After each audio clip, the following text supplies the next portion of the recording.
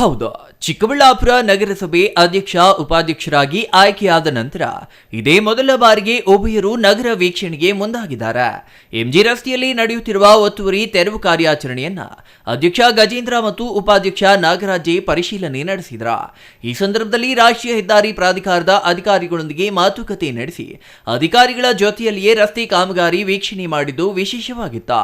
ನಗರದ ಎಪಿಎಂಸಿ ಮಾರುಕಟ್ಟೆಯಿಂದ ಎಂಜಿ ರಸ್ತೆಯ ಉಭಯ ಕಡೆಗಳಲ್ಲಿ ನಡೆಯುತ್ತಿರುವ ತೆರವು ಕಾರ್ಯಾಚರಣೆ ಪರಿಶೀಲಿಸಿದ ಅಧ್ಯಕ್ಷ ಮತ್ತು ಉಪಾಧ್ಯಕ್ಷರು ನಾಗರಿಕರಿಗೆ ಯಾವುದೇ ರೀತಿಯ ತೊಂದರೆಯಾಗದಂತಹ ರೀತಿಯಲ್ಲಿ ಕಾರ್ಯಾಚರಣೆ ನಡೆಸುವಂತೆ ಹೆದ್ದಾರಿ ಪ್ರಾಧಿಕಾರದ ಅಧಿಕಾರಿಗಳಿಗೆ ಸೂಚನೆ ನೀಡಿದರು. ಕಳೆದ 4 ದಿನಗಳಿಂದ ಹೆದ್ದಾರಿ ತೆರವು ಕಾರ್ಯಾಚರಣೆ ನಡೆಯುತ್ತಿದ್ದು, ಕೆಲ ಕಟ್ಟಡಗಳ ಮಾಲೀಕರು ಸ್ವಯಂ ಪ್ರೇರಿತರಾಗಿ ಕಟ್ಟಡಗಳ ತೆರವಿಗೆ ಮುಂದಾಗಿದ್ದಾರೆ. ಇದು ಉತ್ತಮ ಬೆಳವಣಿಗೆಯಾಗಿದ್ದು, ರಸ್ತೆ ಕಾಮಗಾರಿಗೆ ಸಹಕರಿಸುತ್ತಿರುವುದು ಶ್ಲಾಘನೀಯ ಎಂದು ಅಧ್ಯಕ್ಷ ಉಪಾಧ್ಯಕ್ಷರು ಈ ಸಂದರ್ಭದಲ್ಲಿ ಹೇಳಿದ್ದಾರೆ. ಈ ವೇಳೆ ಮಾಧ್ಯಮದ ಜೊತೆ ಮಾತನಾಡಿದ ನಗರಸಭೆ ನೂತನ ಅಧ್ಯಕ್ಷ ಗಜೇಂದ್ರ, ಚಿಕ್ಕಬಳ್ಳಾಪುರ ನಗರಸಭೆಯ ಅಧ್ಯಕ್ಷರಾಗಿ ಅಧಿಕಾರ ವಹಿಸಿಕೊಂಡು ಇನ್ನೂ 24 ಗಂಟೆಯಷ್ಟೇ ಆಗಿದ್ದು, ಎಂಜಿ ರಸ್ತೆಯಲ್ಲಿ ತೆರವು ಕಾರ್ಯಾಚರಣೆಯಿಂದ ಆಗುತ್ತಿರುವ ಸಮಸ್ಯೆಗಳ ಬಗ್ಗೆ ನಾಗರಿಕರು ದೂರು ನೀಡಿದ್ದಾರೆ. ಹಾಗಾಗಿ ಸ್ಥಳಕ್ಕೆ ಭೇಟಿ ನೀಡಿ ಪರಿಶೀಲನೆ ನಡೆಸಲಾಗಿದ್ದು, ಹೆದ್ದಾರಿ ಪ್ರಾಧಿಕಾರದ ಅಧಿಕಾರಿಗಳೊಂದಿಗೆ ಚರ್ಚೆ ನಡೆಸಲಾಗಿದೆ. ನಾಗರಿಕರಿಗೆ ತೊಂದರೆಯಾಗದ ರೀತಿಯಲ್ಲಿ ಕಾರ್ಯಾಚರಣೆ ನಡೆಸುವಂತೆ ಸೂಚಿಸಲಾಗಿದೆ ಎಂದರು. ಎಂಜಿ ರಸ್ತೆ ಅಗಲೀಕರಣ ಕಾಮಗಾರಿ ಪ್ರಸ್ತುತ ನಡೆಯುತ್ತಿದ್ದು, ರಸ್ತೆ ಅಗಲೀಕರಣ ನಗರಕ್ಕೆ ಅಗತ್ಯವಿದೆ. ರಸ್ತೆ ಅಗಲೀಕರಣಕ್ಕೆ ಜನರ ಸಹಕಾರವೂ ಇದೆ. ಆದಷ್ಟು ಶೀಘ್ರದಲ್ಲಿ ತೆರವು ಕಾರ್ಯ ನಡೆದರೆ ರಸ್ತೆ ಸಿದ್ಧವಾಗಲಿದೆ. ರಸ್ತೆ ಸಿದ್ಧವಾದ ನಂತರ ಚಿಕ್ಕಬಳ್ಳಾಪುರದ ಸೌಂದರ್ಯ ಹೆಚ್ಚಲಿದೆ. ಮಧ್ಯದಲ್ಲಿ ರಸ್ತೆ ವಿಭಜಕ, ಅದರಲ್ಲಿ ವಿದ್ಯುತ್ ದೀಪಗಳು ಅಳವಡಿಸಲಾಗುತ್ತದೆ. ಯಾವುದೇ ಗೊಂದಲ ಇಲ್ಲದೆ ಕಾಮಗಾರಿ ನಡೆಯುತ್ತಿದ್ದು, ಕಟ್ಟಡಗಳ ಮಾಲೀಕರು ಹಳದಿ ಗುರುತು ಬದಲು ಕೆಂಪು ಗುರುತಿನವರೆಗೆ ಕಟ್ಟಡಗಳ ತೆರವು ಮಾಡುವಂತೆ ಅಧ್ಯಕ್ಷರು ಮನವಿ ಮಾಡಿದ್ರು. ರಸ್ತೆ ಅಗಲೀಕರಣ ಕಾಮಗಾರಿ ಶುರುವಾಗಿದೆ. ಇದು ನಮ್ಮೂರಿಗೋಸ್ಕರ ಮಾಡ್ತಾ ಇರೋದು.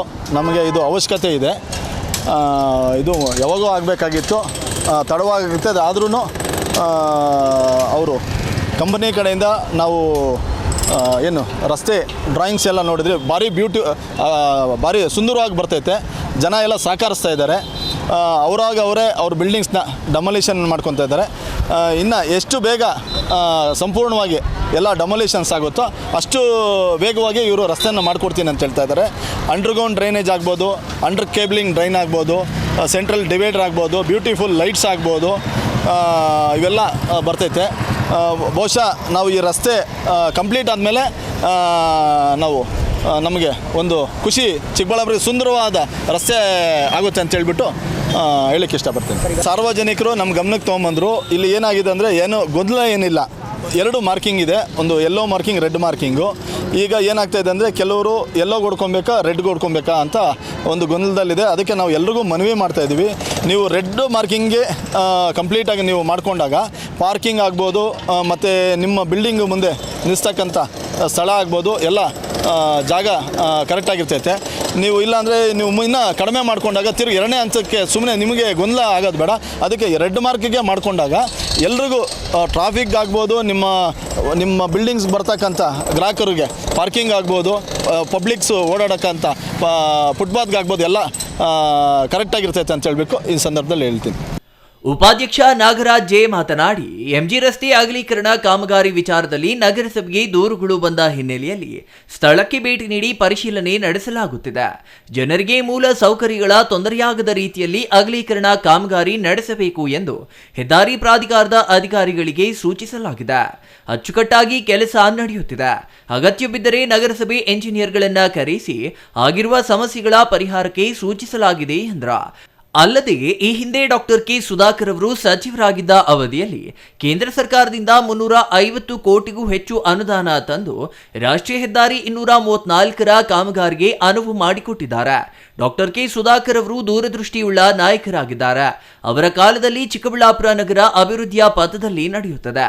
ಅವರ ಗರಡಿಯಲ್ಲಿ ನಾವು ಸದಸ್ಯರು ಉಪಾಧ್ಯಕ್ಷರಾಗಿರುವುದು ಖುಷಿ ತಂದಿದೆ ಎಂದರು. ತುಂಬ ಅಚ್ಚುಕಟ್ಟಾಗಿ ಕೆಲಸ ನಡೀತಾ ಇದೆ. ಆದರೆ ಅಧ್ಯಕ್ಷರ ಗಮನಕ್ಕೆ ಭಾಳ ಕಂಪ್ಲೇಂಟ್ಸ್ ಬರ್ತಾಯಿತ್ತು. ನಿನ್ನೆಯಿಂದ ಈ ಕ್ಷಣದವರೆಗೂ ಭಾಳ ಕಂಪ್ಲೇಂಟ್ ಬರ್ತಾಯಿತ್ತು. ಈ ಒಂದು ರಸ್ತೆ ಅಗಲೀಕರಣದ ವಿಚಾರದಲ್ಲಿ ಮೂಲಭೂತ ಸೌಕರ್ಯಗಳಿಗೆ ಯಾವುದೇ ರೀತಿ ತೊಂದರೆ ಆಗಬಾರ್ದು ಅಂಥೇಳಿ ಅದ್ರ ಬಗ್ಗೆ ತಾವು ಗಮನ ಹರಿಸ್ಬೇಕು ಅಧ್ಯಕ್ಷ ಅಂಥೇಳಿ ಭಾಳ ಕಂಪ್ಲೇಂಟ್ಸ್ ಬರ್ತಾ ಇರೋದ್ರಿಂದ ಖುದ್ದು ನಾವೇ ಸ್ಥಳ ವೀಕ್ಷಣೆ ಮಾಡೋಣ. ಯಾವುದೇ ರೀತಿ ಸಾರ್ವಜನಿಕರಿಗೆ ತೊಂದರೆ ಏನಾದರೂ ಆಗ್ತಾಯಿದ್ರೆ ಅದು ಸಂಬಂಧಪಟ್ಟ ಅಧಿಕಾರಿಯನ್ನು ಕರೆಸಿ ನಾವು ಮಾತಾಡೋಣ, ನೋಡೋಣ ಅವ್ರ ನಾರ್ಮ್ಸ್ ಪ್ರಕಾರ ಮಾಡ್ತಾಯಿದ್ದಾರೆ, ನಾರ್ಮ್ಸ್ ಬಿಟ್ಟು ಮಾಡ್ತಾಯಿದ್ದಾರೆ ಅಂತೇಳಿ ಕೇಳಬೇಕಂತೇಳಿ ಖುದ್ದು ಇಲ್ಲಿಗೆ ಬಂದಾಗ ಸಾರ್ವಜನಿಕರು ಭಾಳ ಹೆಚ್ಚಾಗಿ ಸಹಕರಿಸ್ತಾ ಇದ್ದಾರೆ. ಅಧಿಕಾರಿಗಳು ಅದೇ ರೀತಿ ಸ್ಪಂದಿಸಿ ಕೆಲಸ ಮಾಡ್ತಾಯಿದ್ದಾರೆ. ಒಂದು ಅಧ್ಯಕ್ಷರ ಒಂದು ಏನು ನೇತೃತ್ವ ಏನಿತ್ತು, ನಿನ್ನೆ ಅಧ್ಯಕ್ಷರು ತಾನೇ ಅಧಿಕಾರ ಸ್ವೀಕಾರ ಮಾಡಿದ್ರು. ಅದಾದ ನಂತರ MG ರೋಡ್ ವೀಕ್ಷಣೆಗೆ ಖುದ್ದು ಬರಬೇಕಂತೇಳಿ ಸಾರ್ವಜನಿಕರಿಂದ ಬೇಡಿಕೆ ಬಂದಾಗ ಖುದ್ದು ಅಧ್ಯಕ್ಷರ ಜೊತೆ ನಾನು ಕೂಡ ಬಂದೆ. ಒಂದು 2-3 ಜಾಗದಲ್ಲಿ ವಾಟರ್ ಪೈಪ್ಲೈನು ಡ್ಯಾಮೇಜ್ ಆಗಿತ್ತು. ಸಂಬಂಧಪಟ್ಟ ಇಲಾಖೆಯವರಿಗೆ ವಿಷಯ ತಿಳಿಸಿ ನಗರಸಭೆಯ ಇಂಜಿನಿಯರ್ ಸೆಕ್ಷನಿಂದ ಒಬ್ಬರಲ್ಲ ಇಬ್ಬರನ್ನ ಕರೆಸ್ಕೊಂಡು ಎಲ್ಲೆಲ್ಲಿ ಲೈನ್ಸ್ ಹೋಗಿದೆ ಅದನ್ನು ಕರೆಕ್ಟಾಗಿ ತಿಳ್ಕೊಂಡು ತಾವು ದಯವಿಟ್ಟು ಮುಂದುವರಿಸಿ, ಇಲ್ಲ ಅಂದರೆ ಸಾರ್ವಜನಿಕರು ತೊಂದರೆ ಆಗೋದು ಬೇಡ ಅಂಥೇಳಿ ಮುಂಜಾಗ್ರತೆ ಕ್ರಮಗಳು ತಗೊಳ್ಳೋದಕ್ಕೆ ಕೇಳಿದ್ದಾರೆ ಅಧ್ಯಕ್ಷರು. ಅವ್ರ ಜೊತೆ ನಾನು ಭಾಗಿಯಾದ್ದಕ್ಕೆ ಭಾಳ ಖುಷಿ. ಅನೇಕರು ಈಗಾಗಲೇ ನಮ್ಮ ಹಿಂದೆ ಸಚಿವರಾಗಿದ್ದಂಥ ಡಾಕ್ಟರ್ ಕೆ ಸುಧಾಕರ್ ಅವರು ಹಿಂದೆ ಅವರ ಅಧಿಕಾರ ಅವಧಿಯಲ್ಲಿ ಒಂದು 350 ಕೋಟಿಗಿಂತ ಹೆಚ್ಚು ಅನುದಾನ ಈ ರಸ್ತೆ ಅಗಲೀಕರಣಕ್ಕೆ ತಂದಿದ್ದು ಕೇಂದ್ರ ಸರ್ಕಾರದಿಂದ ನಮ್ಮ ಡಾಕ್ಟರ್ ಕೆ ಸುಧಾಕರ್ ಅವರು ದೂರದೃಷ್ಟಿ ಇಟ್ಕೊಂಡು ಕೆಲಸ ಮಾಡೋವಂಥ ನಾಯಕರು. ಅವರ ಒಂದು ಗರಡಿಯಲ್ಲಿ ನಾವುಗಳು ಕೂಡ ಕೌನ್ಸಿಲರ್ಸ್ ಆದ್ವಿ. ಅದೇ ರೀತಿ ಈಗ ಉಪಾಧ್ಯಕ್ಷ ಆಗಿದ್ದೀನಿ. ನಿಜವಾಗ್ಲೂ ಅವ್ರ ಗರಡಿಯಲ್ಲಿ ನಾವು ಇರೋದ್ರಿಂದ ಭಾಳ ಖುಷಿ ಆಗುತ್ತೆ. ಅಂಥ ಒಂದು ದೂರದೃಷ್ಟಿ ಇಟ್ಕೊಂಡು ಅಭಿವೃದ್ಧಿ ಕಡೆ ಹೆಚ್ಚು ಗಮನ ಕೊಡುವಂಥ ನಾಯಕರ ಜೊತೆ ನಾವು ಕೆಲಸ ಮಾಡೋದ್ರಿಂದ ಭಾಳ ಖುಷಿ ಆಗುತ್ತೆ. ಅವರು ಯಥೇಚ್ಛವಾಗಿ ರಾಜಕೀಯದಲ್ಲಿ ಉಳಿಬೇಕು, ಇನ್ನೂ ಸಾರ್ವಜನಿಕರ ಕೆಲಸ ಮಾಡ್ತಾ ಇರಬೇಕು. ಇನ್ನು ಮುಂದಿನ ದಿನಗಳಲ್ಲಿ ಈಗ ಏನು ಸ್ಥಾನದಲ್ಲಿದ್ದಾರೆ ಅದರಿಗಿಂತ ಹೆಚ್ಚಿನ ಸ್ಥಾನ ಅವ್ರಿಗೆ ಭಗವಂತ ಕಲ್ಪಿಸಲಿ ಅಂತೇಳಿ ಬಯಸ್ತೀವಿ. ಎಪಿಎಂಸಿ ಮಾರುಕಟ್ಟೆಯಿಂದ ದರ್ಗಾ ಮೊಹಲ್ಲಾದವರೆಗೂ ಅಧ್ಯಕ್ಷ ಉಪಾಧ್ಯಕ್ಷರು ಹೆದ್ದಾರಿ ಅಗಲೀಕರಣ ಕಾಮಗಾರಿ ವೀಕ್ಷಣೆ ಮಾಡಿದ್ರ. ಅಲ್ಲದೆ ದರ್ಗಾ ಮೊಹಲ್ಲಾ ಬಳಿ ಚರಂಡಿ ನೀರಿನ ಸಮಸ್ಯೆ ಇದ್ದು ಅಲ್ಲಿ ಮೋರಿ ನಿರ್ಮಾಣದ ಬಗ್ಗೆಯೂ ಹೆದ್ದಾರಿ ಪ್ರಾಧಿಕಾರದ ಅಧಿಕಾರಿಗಳ ಗಮನಕ್ಕೆ ತಂದಿದ್ದು ಅದರ ನಿರ್ಮಾಣ ಮಾಡುವ ಮೂಲಕ ಈ ಭಾಗದ ಜನರಿಗೆ ಸತತವಾಗಿ ಆಗುತ್ತಿರುವ ತೊಂದರೆಯನ್ನ ತಪ್ಪಿಸಲು ಅಧಿಕಾರಿಗಳು ಒಪ್ಪಿರುವುದಾಗಿ ಹೇಳಿದ್ರ. Nandakumar, CTV news, Chikkaballapur.